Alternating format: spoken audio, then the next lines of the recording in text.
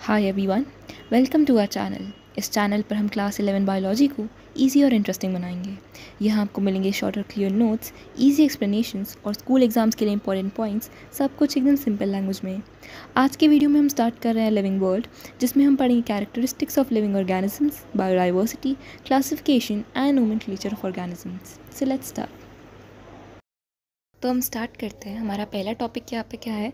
Characteristics of living organisms. इससे हमें अगर क्या मतलब है कि हम कैसे डिफ़ाइन करेंगे कोई चीज़, कोई ऑर्गेनिज्म लिविंग है या नॉन लिविंग है। इसके लिए हमारे पास स्पेसिफिक क्राइटेरियाज हैं। First criteria being growth. Growth क्या होता है? ग्रोथ को हम कैसे डिफाइन करते हैं? Increase in mass number. अगर किसी भी चीज़ का मास इंक्रीज़ हो रहा है तो हम कह सकते हैं कि वो ग्रो कर रहा है। अगर हम प्लांट्स में ग्रोथ की बात करें तो अनलिमिटेड ग्रोथ रहती है। क्यों? क्योंकि इनके पास मेरिस्टेमेटिक सेल्स होते हैं। तो मेरिस्टेमेटिक सेल्स के पास क्या एबिलिटी होती है? To divide rapidly and unlimitedly. तो ये प्लांट्स जो है वो हमेशा ग्रो करते रहते हैं। बट एनिमल्स में ऐसा नहीं है। एनिमल्स में ग्रोथ कैसी है? लिमिटेड है। एक स्पेसिफिक टाइम पीरियड तक, एक स्पेसिफिक एज तक ही हम ग्रो करते हैं, उसके बाद नहीं करते। वहाँ पे हम अगर यूनिसेलुलर में देखें तो यूनिसेलुलर ऑर्गेनिजम्स में क्या होता है? Growth and reproduction are inclusive properties. इसका क्या मतलब है कि ग्रोथ और रिप्रोडक्शन सेम ही चीज़ है। अगर कोई और यूनिसेलुलर ऑर्गेनिज्म रिप्रोड्यूस कर रहा है तो उसका मतलब ये भी हो गया कि वो ग्रो भी कर रहा है। बट मल्टीसेलुलर ऑर्गेनिजम्स में ऐसा हो वो ज़रूरी नहीं है। Growth and reproduction in multicellular organisms में एक्सक्लूसिव इवेंट्स हैं, मतलब वो एक दूसरे के ऊपर डिपेंड नहीं करते। अगर हम माउंटेन्स में देखें, सैंड मून्स में देखें, बोल्डर्स में देखें तो क्या होता है? यहाँ पे डिपोजिशन होता रहता है नॉन लिविंग थिंग्स का। सैंड का डिपोजिशन हो गया, रॉक्स का डिपोजिशन हो गया, आइस का डिपोजिशन हो गया। इसका मतलब ये तो नहीं है कि वो लिविंग थिंग्स हैं जस्ट बिकॉज वो ग्रो कर रहे हैं, जस्ट बिकॉज उनका मास बढ़ रहा है। इसका मतलब ये नहीं हो जाएगा कि वो लिविंग थिंग्स हैं। इससे हमें पता चलता है कि ग्रोथ इज़ एक्सट्रिंसिक है। इस केस में ग्रोथ मतलब ग्रोथ ऊपर ऊपर से हो रही है, अंदर से कोई चेंज नहीं आ रहा है उनके प्रॉपर्टीज़ में। ऊपर ऊपर से कुछ चीज़ आकर डिपॉजिट हो रही है जिसकी वजह से उनका मास बढ़ रहा है। तो in this case it is extrinsic. इस केस को हम देखकर ये कह सकते हैं कि growth is not defining property of living organisms. मतलब ज़रूरी नहीं है कि कोई चीज़ ग्रो कर रही है तो वो लिविंग ही होगी, जैसा कि हम माउंटेन्स के एग्जाम्पल में देख रहे हैं। तो it is not defining property but it is a characteristic कि लिविंग ऑर्गेनिजम्स ग्रोथ तो दिखाते हैं, पर ज़रूरी नहीं है कि सिर्फ लिविंग ऑर्गेनिजम्स ही ग्रोथ दिखाएं। सेकेंड प्रॉपर्टी या सेकेंड क्राइटेरिया हम किसको मानते हैं? रिप्रोडक्शन को। रिप्रोडक्शन हमें पता ही है कि एक सेल से अगर दो सेल्स बन जाते हैं तो ही उसको ही हम क्या कहते हैं? रिप्रोडक्शन कहते हैं। एसेक्सुअल रिप्रोडक्शन की बात करें, फंजाई में स्पोर्स के थ्रू होती है, ईस्टर्न हाइड्रा में बडिंग के थ्रू होती है, प्लेनेरिया में रीजनरेशन होता है, फंजाई और आल्गे में फ्रैगमेंटेशन भी हमको दिखता है। सेक्सुअल रिप्रोडक्शन तो हमें पता ही है, गिमीट्स बनते हैं, फिर उनका फ्यूजन होता है, ज़ाइगोट बनता है। अब सेक्सुअल रिप्रोडक्शन जो है वो इनवेरिएबली एंड इम्प्लिसिटली हम रेफर करते हैं। मतलब जब हम रिप्रोडक्शन की बात कर रहे हैं तो हम यूजुअली किसकी बात कर रहे होते हैं? सेक्सुअल रिप्रोडक्शन की ही बात कर रहे होते हैं, और हम एक्सक्लूसिवली इसी की बात करना ज़्यादा पसंद करते हैं जब हम रिप्रोडक्शन की बात करते हैं तो। बट अब स्टेराइल कपल्स हो गए, म्यूल्स हो गए, वर्कर बीज हो गई, ये तो हैं, ये ऑफस्प्रिंग तो प्रोड्यूस नहीं कर सकते, मतलब ये रिप्रोडक्शन नहीं कर सकते, तो क्या ये लिविंग नहीं है? ऐसी कोई बात नहीं है। तो रिप्रोडक्शन है तो इंक्लूसिव चीज़, हो तो अंदर हमारी बॉडी के अंदर फंक्शनिंग चल रही है, बट डिफाइनिंग प्रॉपर्टी अभी भी नहीं होगी। क्यों? क्योंकि ज़रूरी नहीं है कि सारे लिविंग ऑर्गेनिजम्स रिप्रोडक्शन शो ही करेंगे। कुछ ऐसे ऑर्गेनिजम्स भी हो सकते हैं जो लिविंग भी हैं बट क्या है? रिप्रोडक्शन शो भी नहीं करेंगे। तो it is not a defining property but it is a characteristic property कि हाँ, लिविंग ऑर्गेनिजम्स रिप्रोडक्शन शो कर सकते हैं, बट करेंगे ही करेंगे ऐसा ज़रूरी नहीं है। वैसे ही हमारा थर्ड क्राइटेरिया आता है, दैट इज़ मेटाबॉलिज्म। मेटाबॉलिज्म क्या होता है?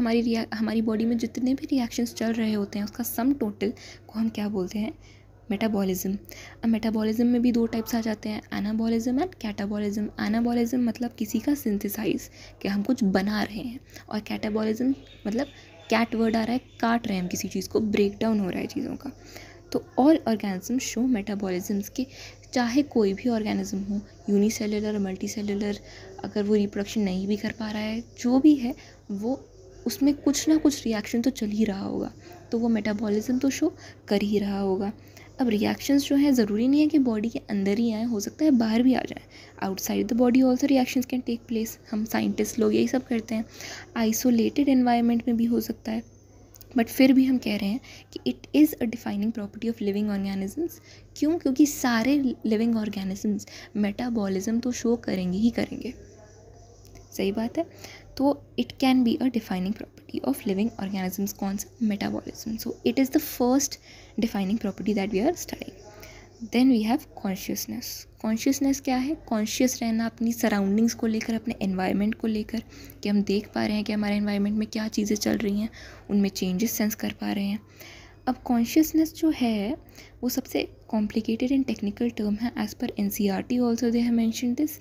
ये क्यों है कि ऑर्गेनिज्म सारे कॉन्शियसनेस तो सारे सबके पास होता ही है, बट सेल्फ कॉन्शियसनेस, अगर हम सेल्फ कॉन्शियसनेस की बात करें तो वो सिर्फ ह्यूमंस में मिलता है। ह्यूमंस को ही पता है कि हमारे एक्शंस का क्या कॉन्सिक्वेंस रह सकता है, कि दूसरों को क्या फ़र्क पड़ रहा है। ये सारी चीज़ें जो भी है वो सिर्फ ह्यूमंस सोच सकते हैं। बाकी एनिमल्स में तो, या बाकी ऑर्गेनिजम्स में तो सेल्फ कॉन्शियस नहीं है, उनको सिर्फ कॉन्शियसनेस ही है। बट स्टिल हम ये कह सकते हैं कि जितने भी लिविंग ऑर्गेनिजम्स हैं वो कॉन्शियसनेस तो शो करेंगे ही करेंगे। तो हम सेल्फ कॉन्शियसनेस, जहाँ वर्ड आ जाए सेल्फ कॉन्शियसनेस, तो वो डिफाइनिंग प्रॉपर्टी नहीं है। बट अगर कॉन्शियसनेस की हम बात करें तो it is a defining property, because सारे ऑर्गेनिजम्स अपने एनवायरनमेंट को लेकर पूरी तरीके से कॉन्शियस रहते हैं। उन्हें पता है कि आसपास क्या चेंजेस आ रहे हैं और उसको अकॉर्डिंगली वो रिएक्ट भी करते हैं।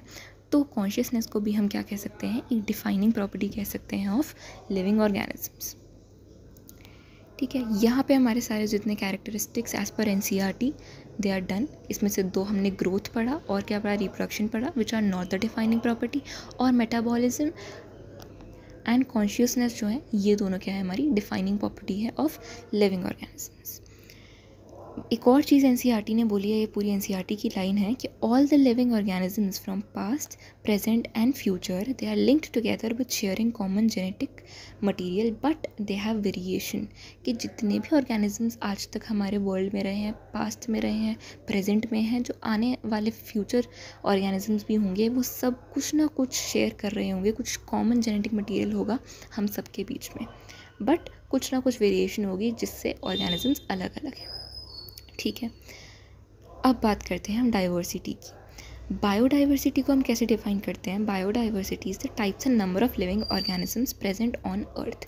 मतलब टोटल जितने भी लिविंग ऑर्गेनिजम्स हमारे अर्थ पे प्रेजेंट हैं, उन सब के सम टोटल को हम क्या बोलते हैं? बायोडाइवर्सिटी बोलते हैं। करंट नंबर इसका कितना है? 1.7 to 1.8 मिलियन। फिर हम बात करते हैं क्लासिफिकेशन की। तो ये सारी टर्म्स हैं जो हमें NCERT ने दे रखी हैं, हम इसका एक प्रॉपर डेफिनेशन बना रहे हैं। क्लासिफिकेशन क्या चीज़ है? क्लासिफिकेशन होता है ऑर्गेनिजम्स को ग्रुप कर देना कैटेगरीज़ में, हमारे लिए चीज़ों को ईजी बनाने के लिए। हमें कोई ज़रूरत तो है नहीं, बट जिससे हमारे लिए चीज़ें ईजी हो जाए, हम ऑर्गेनिजम्स को ग्रुप्स में डाल देते हैं उन्हें क्लासीफाई करने के लिए, और इसी को हम बोलते हैं क्लासिफिकेशन। फिर होती है कैरेक्टराइजेशन। कैरेक्टराइजेशन क्या होता है? ऑर्गेनिज्म को कैरेक्टराइज करना, कि हर ऑर्गेनिज्म का कुछ ना कुछ कैरेक्टर बताना। फिर होती है आइडेंटिफिकेशन। अब ऑर्गेनिज्म को कैरेक्टराइज करने के लिए, क्लासीफाई करने के लिए पहले उन्हें आइडेंटिफाई भी तो करना पड़ेगा, पता तो लगाना पड़ेगा कि ऑर्गेनिज्म है कौन सा, तभी तो उसको क्लासीफाई करेंगे। तो ये होता है आइडेंटिफिकेशन, की पहचानना कि ये कौन सा ऑर्गेनिज्म है बेस्ड ऑन देयर कैरेक्टर्स।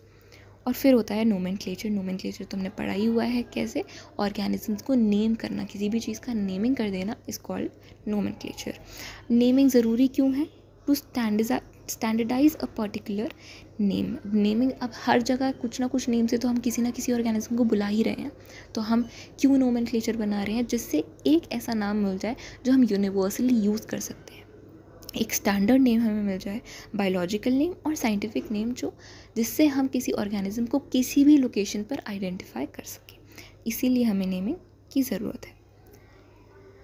अब अगर हमें बोटानिकल नोमेनक्लेचर की बात करनी है तो वो कौन करता है? एक इंस्टीट्यूट है ICBN, international code for botanical nomenclature. So जितने भी प्लांट्स हैं, जितने भी बॉटनी से रिलेटेड चीज़ें हैं, उनका नोमेनक्लेचर करता है। और दूसरा एक इंस्टीट्यूट है ICZN, international code of zoological nomenclature, जो एनिमल से कंसर्न है, तो एनिमल्स की नेमिंग करता है। अब हम बात करते हैं इंपॉर्टेंट बात, बाइनोमियल नोमेनक्लेचर, जो किसने हमें दी? कैरोलस लीनियस ने। अब binomial nomenclature is what we usually study. इसमें बाइनोमियल मतलब दो चीज़ें, दो कॉम्पोनेंट्स इसमें होंगे। क्या क्या? फर्स्ट होगा जीनस एंड सेकंड होगा स्पीशीज़। जीनस को हम क्या बोलते हैं? जेनेरिक एपिथेट, और स्पीशीज़ को हम क्या बोलते हैं? Specific epithet. ठीक है, अब इसका एग्जाम्पल दे रखा है मैंजीफेरा इंडिका। मैंजीफेरा यहाँ पे क्या है? अपना जीनस है, और इंडिका क्या है? स्पीशीज़ है। ठीक है, अब हम इसके रूल्स की बात कर लेते हैं। Rules of binomial nomenclature. इसमें क्या आता है कि जितने भी बायोलॉजिकल नेम्स हम रख रहे हैं, जितने भी स्पीशीज़ के हम नाम रख रहे हैं, वो कौन सी लैंग्वेज में रख रहे हैं? लैटिन। ठीक है, अब लैटिन में ही क्यों रख रहे हैं? Because Latin is a dead language, it is not use any more. ऐसी कोई कंट्री नहीं है जो स्पेसिफिकली लैटिन बेस्ड है, जो सिर्फ लैटिन का यूज़ कर रही है। तो कहीं आगे जाके लड़ाइयाँ ना हो कि हमारी लैंग्वेज यूज़ नहीं हो रही, हमारी लैंग्वेज यूज़ हो रही है, इसलिए हमने लैटिन एक कॉमन लैंग्वेज रख ली। और जिस कोई भी ऑर्गेनिज्म हो सकता है, कोई भी एनिमल हो सकता है, कहीं का भी उसका ओरिजिन हो, हम नाम उसका किसी में रखेंगे? लैटिन में। बोथ कॉम्पोनेंट्स यानी स्पीशीज़ और जेनेरिक एपिथेट दोनों ही सेपरेटली लिखे जाएंगे और सेपरेटली अंडरलाइन किए जाएंगे व्हेन हैंड रिटन। यहाँ पे हम देख सकते हैं मैंजीफेरा और इंडिका दोनों हमने कैसे करे हैं? सेपरेटली अंडरलाइन करे हैं। फिर आता है third rule, when we type the names they must be in italics to represent their Latin origin. तो जब हम हैंड रिटन लिख रहे हैं तब तो हम सीधा लिख सकते हैं, बट फिर हमें उसको अंडरलाइन करना पड़ेगा। बट जब हम उसे टाइप कर रहे हैं तो हमें उसे क्या करना पड़ेगा? इटैलिसाइज करना पड़ेगा, उसको इटैलिक्स में लिखना पड़ेगा, और अंडरलाइन करना फिर मैंडेटरी नहीं होता है। First letter of genus is capital while rest of all the letters are small. यहाँ पे हम देख सकते हैं मैंजीफेरा इंडिका में एम तो हमने कैपिटल लिखा है, बाकी सब इवन आई इज़ स्मॉल। तो हम स्पीशीज़ का भी जो फर्स्ट लेटर है वो कैसे लिखेंगे? स्मॉल लिखेंगे। ओनली जीनस का first letter should be capital. फिर है हमारा fifth rule, if author name is given it must be written after species in abbreviated form without underline in Roman letters. यानी जिस इंसान ने इस नाम को डिस्कवर करा है, जिस इंसान ने स्पीशीज़ को डिस्कवर कर रहा है, उस इंसान का नाम भी हम लिख सकते हैं, बट वो कब लिखेंगे? स्पीशीज़ के बाद। ठीक है, और उसको रोमन लेटर्स में, बस रोमन लेटर्स में लिखना है, ज़रूरी नहीं है कि हम उसे इटैलिसाइज करें, और उसको अंडरलाइन करने की भी कोई ज़रूरत नहीं है। तो यहाँ पे हम एग्जांपल देख सकते हैं मैंजीफेरा इंडिका लिन। तो ये लीनियस नहीं हमें नाम दिया था, तो हमने यहाँ पे लीनियस उसका एब्रीविएटेड फॉर्म लिखा है, रोमन लेटर्स में लिखा है, इसको कैसे करा है? अंडरलाइन नहीं करा। अब हम बात करते हैं हमारे कैटेगरीज़ की। ऑर्गेनिजम्स को हम क्या करते हैं? कैटेगरीज़ में डिवाइड करते हैं, अभी हमने बताया था। और इन्हीं कैटेगरीज़ का हमने क्या नाम दे रखा है? टैक्सा नाम दे रखा है। हर स्पेसिफिक कैटेगरी का क्या नाम है? टैक्सा। एग्जाम्पल क्या है टैक्सा के? जितनी भी चीज़ें आप इमेजिन कर सकते हो, सबका सब कुछ ना कुछ कैटेगरी का ही पार्ट है। तो हम राइस को भी एक कैटेगरी बोल सकते हैं, मैमल्स को भी एक कैटेगरी बोल सकते हैं, कैट, प्लांट्स, कुछ भी आप ले लीजिए, उसको हम एक टैक्सा या कुछ उसको हम एक कैटेगरी बोल सकते हैं। Taxa can be of different level. हाँ, बट ये हो सकता है कि टैक्सा डिफरेंट लेवल्स का हो।